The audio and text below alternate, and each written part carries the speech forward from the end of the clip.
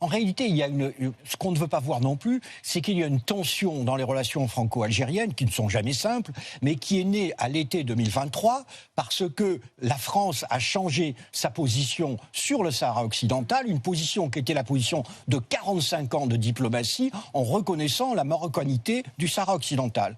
Ce qui était une déclaration de guerre pour le régime algérien. Donc il y a une crise politique, et quand vous avez une crise politique, elle s'étend dans tous les domaines.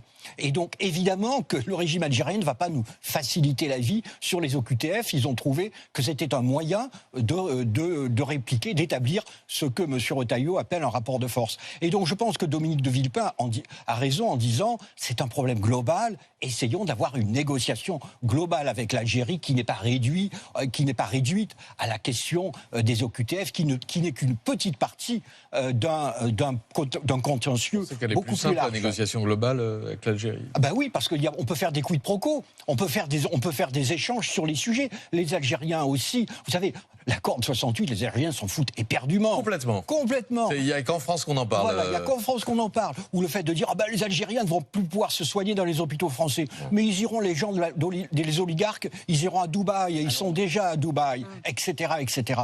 Donc, c'est une relation globale qui est difficile par nature. Eh bien, essayons de négocier. Mais de nouveau, cette affaire qui est passée comme la lettre à la poste en France, de déclarer que le Sahara occidental était marocain, où on piétinait 45 ans de notre doctrine diplomatique, voilà où nous en sommes.